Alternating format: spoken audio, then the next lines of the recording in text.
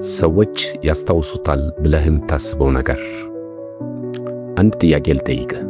ከአንድ ወር በፊት በመንገድ ላይ ያየው አንድ እንግዳ ሰው ልብስ ታስታውሳለህ? አብዛኛውን ጊዜ አታስታውስም። ከሁለት ሳምንት በፊት በስብሰባ ውስጥ አንድ ሰው የተሳሳተውን ቃል ታስታውሳለህ? ምናልባትም አይሆን። ለምን? ምክንያቱም ላንተ ጠቃሚ አልነበረም። አእምሮ በሺዎች የሚቆጠሩ መረጃዎችን በየቀኑ ያገኛል። ከነሱ ውስጥ ጥቂቶችን ብቻ ይይዛል። ሌሎች ሰዎችም እንዲሁ ናቸው። ነገር ግን ስህተትን ስትሰራ አእምሮ የሚነግርህ ነገር ይህ ነው። ይህን ሁሉም ያስታውሱታል። ይህ ታሪክ ሆኖ ይቀራል። ሰዎች ሁል ጊዜ ይህንን ያስቡብሃል። እውነቱ ግን ሌላ ነው።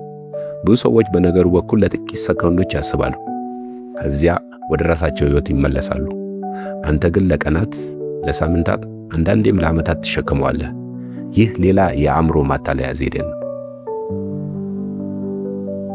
ለምን አእምሮአችን እንዲህ ያደርጋል? ይህ በአጋጣሚ የተፈጠረ አይደለም። ሰው ለሺዎች ዓመታት በቡድን ውስጥ ነው የኖረው። በድሮ ዘመን ከቡድን መገለል አደገኛ ነበር። ምግብ ሊያሳጣ ይችላል። ጥበቃ ሊያጣ ይችል ነበር።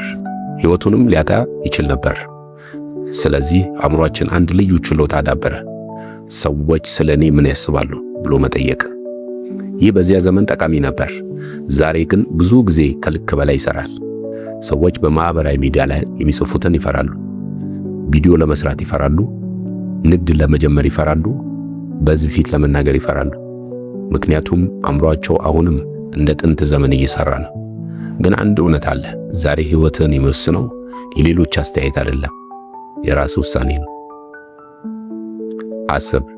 በሕይወት ውስጥ ያመለጡ ዕድሎች ስንቶች በእውነት ባለመቻል ስለሆነ ነው? እና ስንቶቹ ደግሞ ፈርተህ ስላልሞከርክ ነው?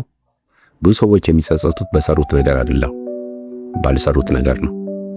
ብሞክር ኖሮስ፣ ብናገር ኖሮስ፣ ብጀምር ኖሮስ? ይህ ጥያቄ ብዙ ሰዎችን እስከ እርጅና ይከተላቸዋል። ምክንያቱም ያቆማቸው ችሎታ ማጣት አልነበረም፣ የሰዎችን ፍርድ መፍራት ነበር። እና የሚገርመው እነዚህ የፈራሃቸው ሰዎች ምናልባት ዛሬ አንተን እንኳን አያስታውሱም። ነፃነት የሚጀምረው ከዚህ እውነት ነው። አንድ ቀላል እውነት አለ። ሰዎች ስላንተ ከምታስበው በጣም ያነሰ ያስባሉ። እና ይህ መጥፎ ዜና አይደለም፣ በጣም ጥሩ ዜና ነው። ምክንያቱም ሕይወትን በነፃነት እንድትኖር ፈቃድ ይሰጣል። ስህተት ለመስራት፣ ለመማር፣ ለመሞከር፣ ለመውደቅ፣ እንደገና ለመነሳትና በመጨረሻም እውነተኛ ራስን ለመሆን።